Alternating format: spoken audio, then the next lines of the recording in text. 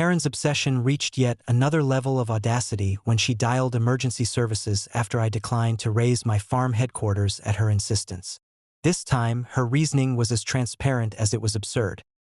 She assumed that by framing a lawful decision as defiance, she could manufacture an emergency and assert HOA control. What she failed to account for was that her escalation was entirely predictable and entirely counterable. When the responders arrived, Karen was already gesticulating wildly, insisting that I was in violation of HOA directives. Her energy was theatrical, meant to intimidate anyone witnessing the scene. But I stood calm and prepared, aware that each attempt she made to manipulate authority could be preemptively neutralized. "Good afternoon," I greeted the officers, presenting my documentation with measured clarity. "This property is lawfully owned and operated. My decision to maintain the farm headquarters is fully within legal rights and documented accordingly. Any attempt to coerce compliance constitutes harassment and unauthorized interference." The officers, briefed on prior incidents involving Karen's repeated overreach, assessed the situation carefully. Karen tried to interject, her voice rising, her arguments based on HOA bylaws she clearly did not understand. But her attempts at intimidation were powerless against preparation backed by legal authority. I calmly elaborated. The farm headquarters was compliant with all local regulations, historical property protections, and personal rights. The officers confirmed that no emergency existed and that Karen's claims were unfounded. At that point, I took a strategic step. I authorized a temporary detainment order for any future interference by Karen, ensuring she understood the legal consequences of further intrusion. It was a controlled, deliberate action, not to punish, but to establish boundaries and reinforce authority. Her shock was immediate. She had expected compliance, not lawful counteraction. This incident highlighted a crucial dynamic.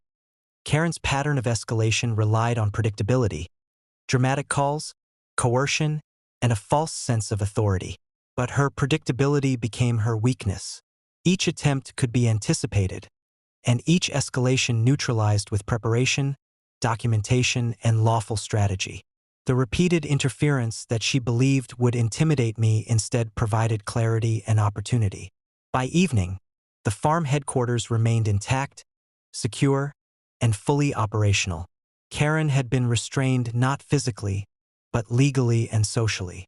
Her overreach was documented comprehensively, reinforcing a record of harassment and repeated attempts to manipulate authority. The neighborhood, increasingly aware of her obsessive behavior, began to witness a consistent pattern. Each act of aggression was met with calm, premeditated, and legally sound responses. As I walked along the perimeter of the farm, observing the headquarters standing undisturbed against the setting sun, I reflected on the broader significance.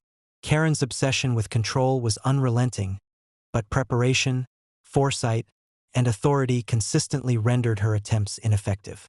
Her escalation was futile not because she lacked energy, but because she failed to understand that true authority is grounded in knowledge, legality, and calm decisiveness.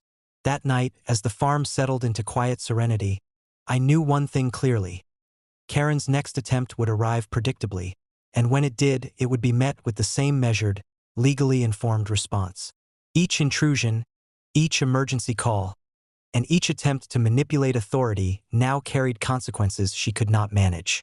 In the ongoing saga, anticipation, preparation, and lawful action remained the unassailable defense against her relentless interference.